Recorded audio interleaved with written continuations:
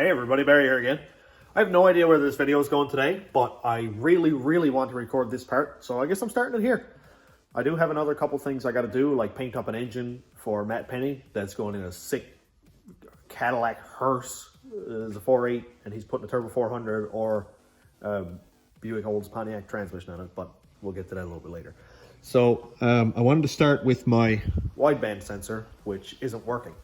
So just for reference, we'll get it running and see what it's doing. So everything around here is all tucked away. Everything is perfect. Wiring is great. My tune is good. So where are you, key? And I have this all took apart because I was checking resistance and continuity. Everything was fine. So let's get a log going here. Starts, fires right up. Wideband stuck on 10. EGR sensor 0 volts. Nothing. Although the gauge itself is working fine. I gotta fix that lean spot, but I kinda need my tune to do that. So we can tell obviously that it's not working. So I've been at this for probably 2 hours. A little bit last night and a lot today. My whole dinner break was wasted wiring. I haven't even eaten yet. So my buddy Charles messaged me and he said, hey man, would you be interested in buying a boost controller / wideband, whatever? And I said, well, probably, because mine broke. And so we got to talking and he helped me out with it. I think I might have the pin in the wrong position because I told him what was going on. Like, the gauge itself works fine. There's no 0 to 5 output. Here's where I may have done wrong. I have it pinned to blue 48. Which is right here. EGR pintle position 5 volt reference. Which I thought was correct. But mainly the videos on YouTube show people cutting off the EGR pin or the EGR connector, wiring it up there, not going back to the PCM because it's usually always, you know, you have the connector and everything's always good. So I wasn't quite sure. Charles told me that pin 55 is the EGR position sensor signal. So this might be as simple as just depinning the connector, one pin, move it up to pin 55 and try that. Hopefully that's it. So I'm gonna go try that right now and see if it works.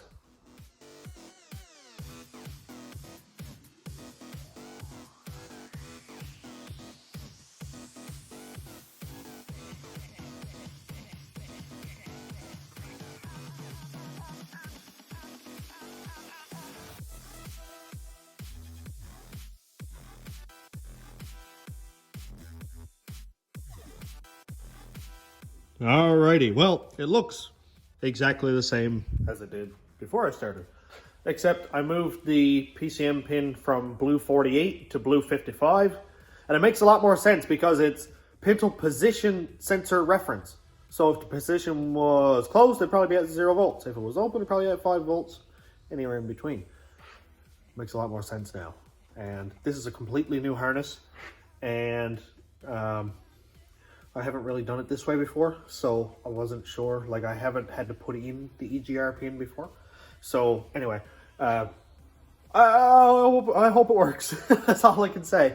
But before I start that, I have something really exciting.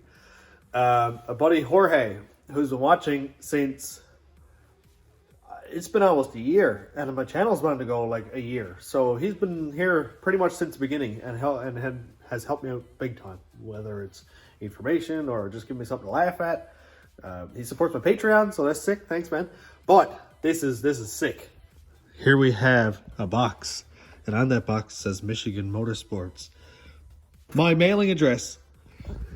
Let's open it up. I know what it is. Nobody else knows what it is because I haven't told anybody. So this is going to be a surprise. Let me set up my handy dandy homemade phone tripod. And we'll open that up together.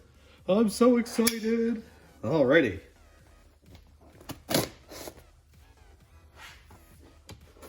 Open it here.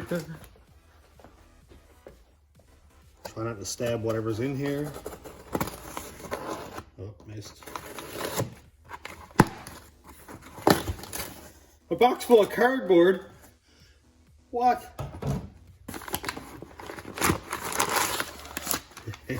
Here's the good stuff. Well, came with a sticker. 100% Station Road Rat Rods approved.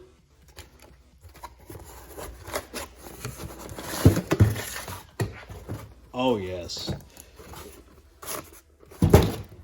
No. I don't know how to open this. How do I open it? This way?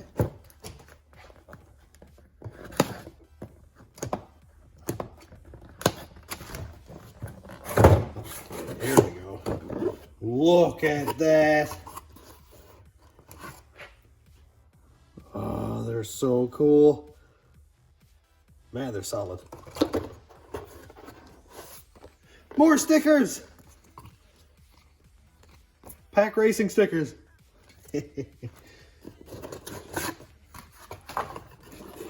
Beautiful. So these are pack 12 18s. Good for, I think it's 600 thou lift. So that's really exciting. That opens up a lot of options for cams, maybe sloppy stage 2. And seat pressure, 318 pounds. I think that's what it is. Installed is 130. This is exciting. This is super exciting. Let's get a look at this. Oh yeah, that is deadly. It's funny how much cardboard they put in here because it's literally springs. If they drop them, they just bounce. Huh. Now, I've said it 100 times, if not 1,000 times. The car community is like the healthiest community on the whole planet. Sometimes also the most toxic, but this isn't a 240 club. This is hot rodding. So, man, this is sick. Jorge, I appreciate it so much. That is so sick. I cannot wait to get a cam. And I think I'm going to save them not for this thing because it's the daily driver. I think I'm going to save it for the rat rod because this and a sloppy stage 2 or sloppy stage 3 cam in the D-stroke 6 liter with a hopefully bigger turbo than this would be absolutely savage, especially in a truck that's going to have a 5-speed and hopefully 411 gears again. Oh man, this is the first huge piece of the puzzle, and to have it donated to the channel by a faithful viewer, awesome. This is the coolest thing I've ever done. Oh, I love it. Okay, back to the van. I'm going to plug the laptop in, fire it up. Big fingers crossed. Alrighty, laptop is on. I just screwed all this back together because I know the issue isn't behind there. Where are my keys? There it is. This is like the coolest part of the Caravan right here. Oh, log.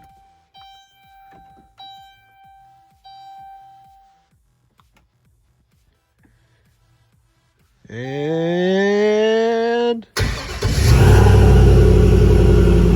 yeah. So we got 14.5, 14.8-ish. But it is working, and my error chart is working too. So I think I'm gonna have to calibrate this a little tiny bit with take out a couple percent. But hey, it works. It's super lean, but it works. All right, now that we have one victory checked off the list, the wideband thing works again. I thought for sure that the wideband was messed up, the gauge was messed up, something, because when I blew up the last engine at the burnout track, brought it home, left it outside, no hood on it, and I forgot. And it rained, and my gauge was under the hood, so I thought for sure that water had gotten in there, something like that, just messed it all up. But hey, sometimes you get lucky. Sometimes. So, now that I have that done, I'm going to go outside, hook on to the forklift, pick up the engine. It's a 4.8, and that's the one for Matt Penny. That hearse is going to be nuts. And I'm kind of sad to say that it's going into Derby. I do like the Derby crowd. It's a real good time. And Matt's been at it for like, I want to say like 13 years. Now, Matt, comment and yell at me if I'm wrong, but I think it's been like that and he's never missed a Derby. And this guy's serious. He puts a lot of time and money into Derby cars. So, got into the LS game now. Let's get that thing brought in and painted up. Dude, it's getting dark already. I think it's like 6:30. Hate winter. Okay, so this is the engine that you would remember from the ugly yellow GMC if you watched that far back. If you're new, check out that video because, you know, whatever. It's the ugly yellow GMC. I picked it up, put it on the dollies as it sits. Did a burnout out in front of the shop, well, next door to the shop, and took the engine out of it. And I put it on the trailer a couple days ago just because I was cleaning up the garage and took it out of the way, but here it is. It's complete. I didn't touch it. I'm gonna pick it up and I'm gonna bring it in the shop. I'll just throw it on the engine stand. I was like, it's not gonna be beautiful. I'm not gonna take 10 hours and paint it, but I'll stuff all the exhaust ports with rags, stuff the intake ports with rags, paint it purple. It's going in a derby car. It's gonna be sweet. I'm not sure if it's gonna be too dark or not, but I'll throw it on time lapse, set it up so you can, well, at least so you can see if I drop it. I hope not. But yeah, we'll check back in a second. It's way too cold out. Need coffee. This is my favorite mug. I didn't swear, YouTube, don't demonetize me.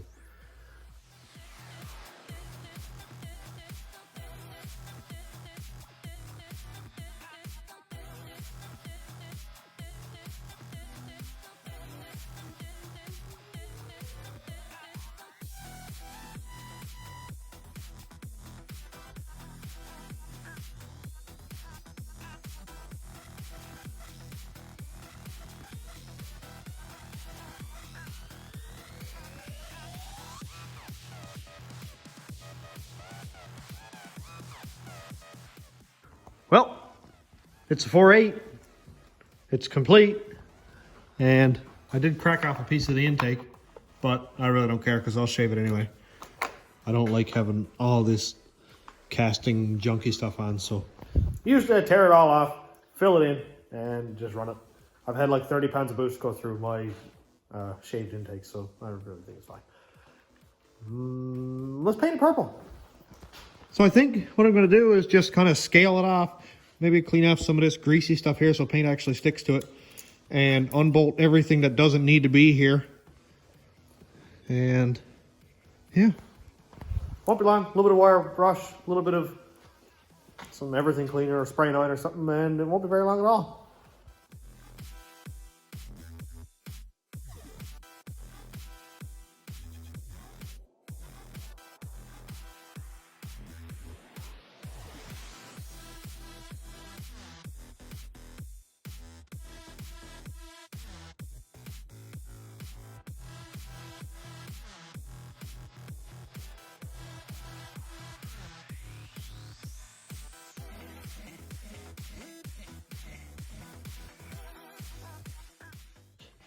Alrighty, well, that is kind of wire brushed off. I just gave it a quick wire brush, sprayed a little bit of spray on it, let it soak all night, so I have it put here out of the way because the guy's got a car cleaning tomorrow. On that note, anybody who needs a car cleaning in like Lewisport area, Central, we do it here. Boys do an awesome job, 150 bucks, full detail inside, wash outside. It's like a 5-hour job, so check it out. This engine is done for tonight. I'm just going to go home, I think, because it's been a long day. Glad that I finally got this thing figured out. I'm going to do some idle tuning over the next little bit. But the main thing that I'm going to have coming up on this, seeing as the engine bay and everything is done, I'm going to get the rear end sorted out. I'm going to bolt the drive shaft in, make my panhard rod because that thing is broken from the burnout competition, and figure out some sort of a temporary shifter just because I am itching to get this thing out and see if it's going to shift. Well, it's a new day and I'm going to go pick out that engine a little bit more, get that out of the way. I don't want to spend too much time at it. Just mostly clean it up, make it purple. It's going to be this color, which was a really cool color. I had it on the aluminum block and that made it throw 3 rods out through it, so I no longer paint my engines. It's got nothing to do with turbos or tunes. I'm the best tuner on the planet. The turbo's the best. Everything's awesome. Paint did it. Anyway, that out of the way. Yeah, I degreased it. I sprayed some brake cleaner on it. Scraped it a little bit. There's actually still some black paint on there. That's actually not grease. And I'm just going to go vacuum that now. Something that's been itching at me, I dreamt about it one night, not a good dream, is my battery box. I had that clearanced. I don't know what happened. I had it clearanced. It's not clearanced anymore. I even cut it down. So I'm gonna redesign that whole setup. I don't like the way it sits. I thought it was good. I thought it was pretty good. Obviously it's in a steel box, but it has this 1/2-inch mat on it. Like, that's anti-fatigue mat, it's heavy stuff, to make sure that it's not going to hit the top of the box. It can't hit the sides, there's not enough room. The bottom right here has this tab thing I welded on, so it holds on there. That's also on the back side of the battery box, so that when the door is bolted shut, the battery cannot move. Everything there is absolutely safe. What happens when I hit a wall? Because I am going to be racing this thing. What happens if I go off the road? And bang, up the battery goes. Now, if the battery's in that location and I hit a tree or a wall or something else, it's probably going to explode anyway, because it's a lead acid battery. The plates are going to touch, bang, when the battery crushes, because I hit it at 120. But I'd like to relieve some of that stress off my mind, so I'm going to redesign this. I think what I might do is sort of cut the top down here on an angle, have a half case here, still have these tabs, but the top will be open and exposed. Obviously it'll be ample ventilation because the top is just open. It's ventilated now fine anyway, but more is better. And then there's no chance whatsoever that that's going to contact anything steel, because all up here is all plastic. Everything up here is just plastic and open cavity wiring. So if I hit here, at the very least, it won't touch anything. And I don't like redoing stuff. I thought I did this right the first time. Maybe I've grown a little bit since then. But anyway, enough blabbering. I'm going to go and fire up the shop vac, get that engine. I'm just gonna shop vac all the dust off, give it a wire brush. It's going purple. Good stuff.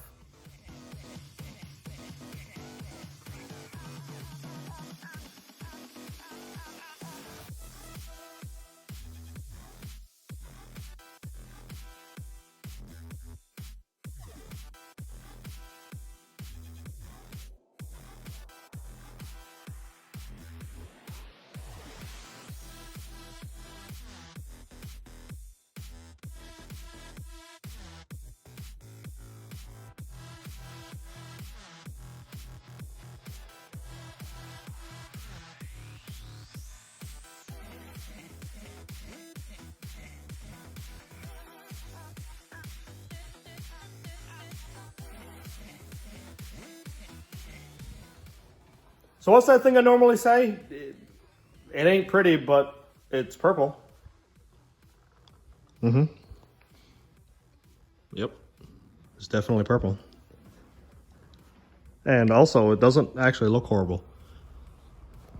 I don't even hate it. I spent like 2 hours at this, and it looks 80% as good as engines that I've spent 10 hours at. Why do I waste so much time? This is perfect. Matt, your engine's ready. Come hook onto it. Mint. Now we can get back at this junk. I think the battery box is going to be next. Well, it's a new day, and I'm going to get back at the van in a minute. I'm going to get at this battery box set up. But just wanted to talk about something a little bit more on a serious note, I guess.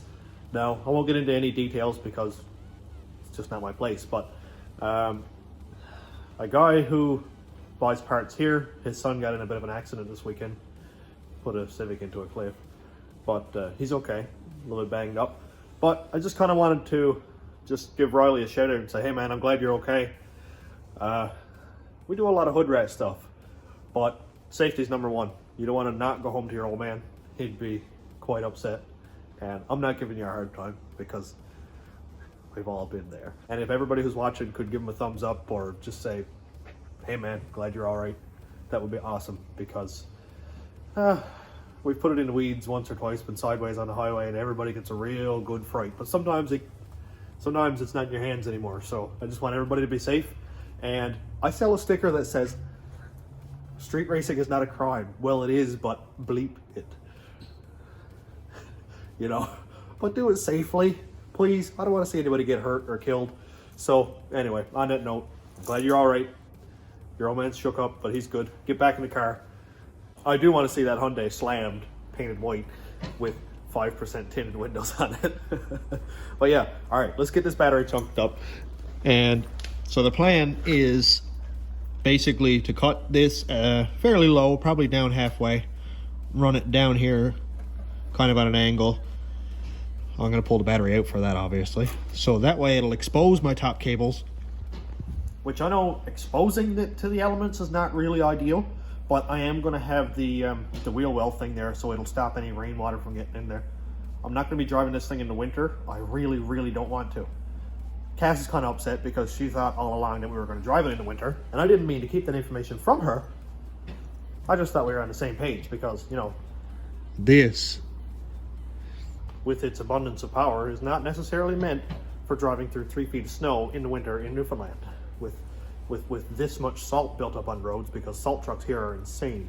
Anyway, so yeah, chop the top off of it, bring it down here on an angle so it doesn't look like I did it, and I'll come up with a plan so I'll still be able to use my trapdoor thing and maybe put a tab over here with a bolt in it or something. I charged this battery. I tested it. It's an 800 crank amp battery. It came out to 600 amps, so it's not perfect. I'm not sure. I'm going to test this battery, see what it does. If I'm using old truck batteries from vehicles that I've scrapped, give me a break. So I'll see which one of the two is better. If the bigger one is better, I'll have to deal with it. If I can get 1 inch of clearance between the battery and the tire, I know it's fine. If the tire moves a full inch, something's wrong with the suspension anyway, so I'll have to figure that out. But yeah, I'll pull this out. Obviously I'm gonna have to move this hinge because it's right out to the bitter edge now anyway, and it's only tacked, as you can see, so I'll just cut the tacks, drag them over, move it over this way a little bit. I'll just cut the tab off of here, and then the battery box will close anyway.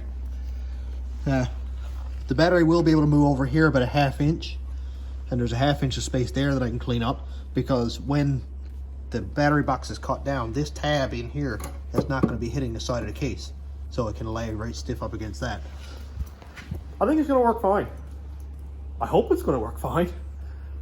Let's get at it, see where it goes. Worst I have to do is chop it all up and start over, which I've done before. We know this. This is my 3rd engine. I'm not afraid to make changes. And I want to thank everybody who put some actual constructive criticism in this, not just calling me an idiot, because, well, that's just not nice. I didn't call you an idiot. So yeah, thank everybody for giving me some tips on this. Like, it's going to be a bomb. I never really thought of it in the event of a crash, because if this thing is doing 120 miles an hour on the track and I smoke a wall, nothing is safe. And I appreciate you guys telling me that. You know, I'm just a guy. I'm learning. I'm doing the best I can. I've been at this a long time, but there's always more to learn. So I appreciate it. But am I rambling again? Let's get some work done. I did it as safe as I could. Let's chop it up. I guess I probably should jack it up, pull that tire off so I got ample working space, because I'm going to use the plasma cutter just to zip off that top of the battery case and cut the side out of it. Then I'll just weld it back together.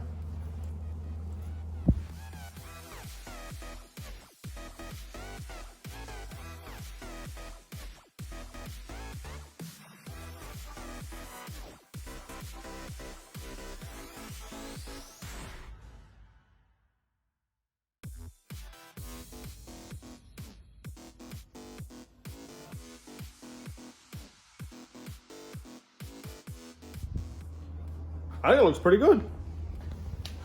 Yeah. Cut it off. I left the back because this is what's welded to the frame of the van. But obviously the door is high. I'm going to cut it off at the same length across here so that I can maintain this hold down bracket. You can see the other one back here. Everything in there is hot. But I think that's going to work really, really well. I'm going to try the battery in there now, see what it looks like.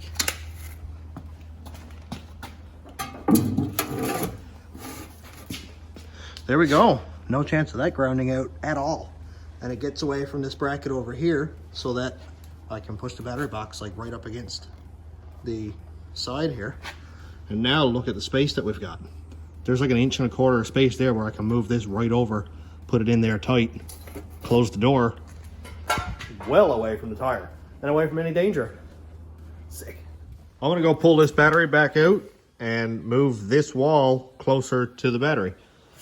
I think I'll probably cut it along this seam at the bottom, and instead of cutting it at the back, I'll move the box over like this and I'll just tack it in place.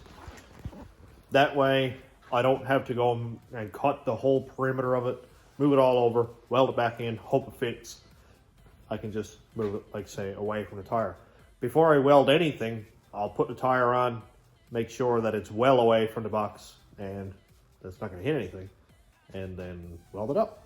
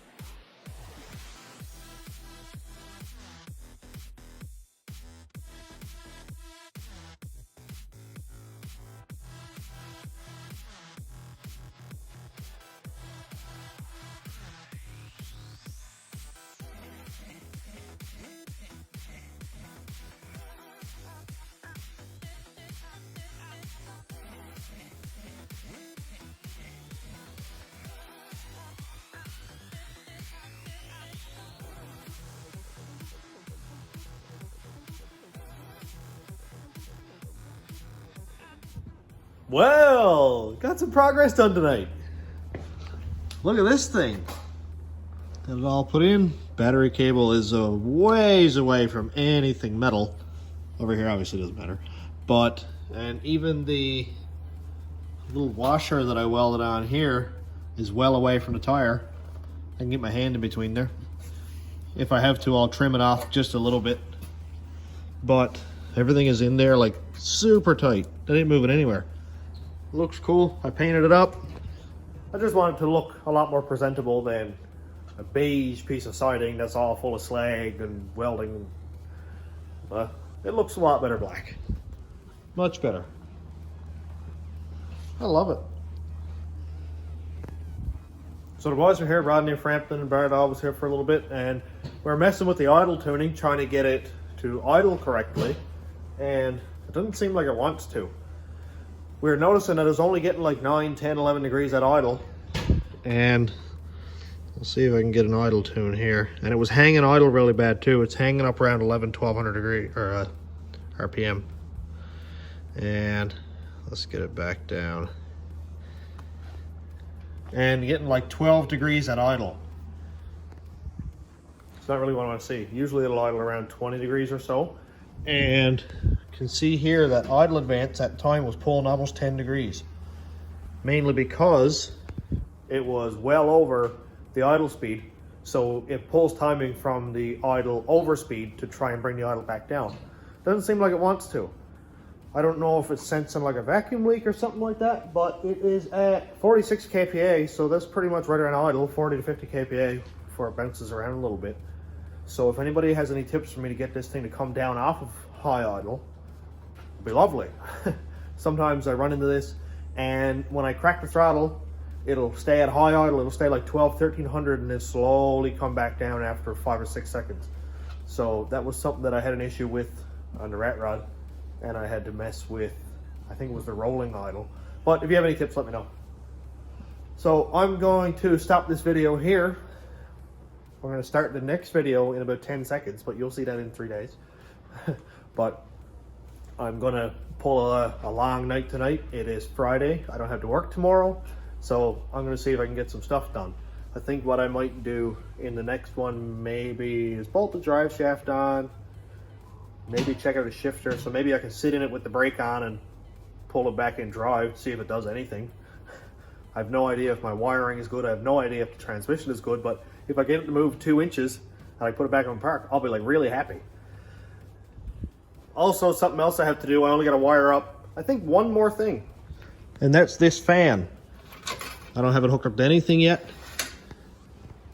I was going to hook it up to the PCM with the fan trigger just like I had done before, but with the intercooler there and the transmission cooler directly behind it, as you can see down there, barely, I'd like to have air flowing through that all the time.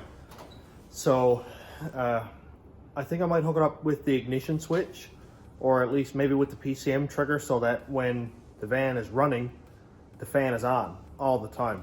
It's not a huge current draw, probably 10 amps, maybe 15 amps, something like that.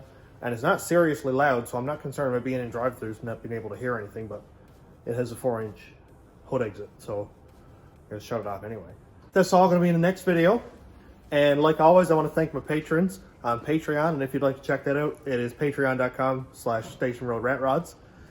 And if anybody wants to buy some stickers, hopefully I'll have more materials by now. And yeah, they're like $5 each, and there's really cool stickers. So check them out, and those will be on my Facebook group, which is Station Road Rat Rods YouTube. They're pretty easy to find. Just search that, and you'll find me. So we got a lot done tonight, and hopefully get a lot more done tonight. But you'll see that in the next video. Thanks for watching, everybody. Have a good night.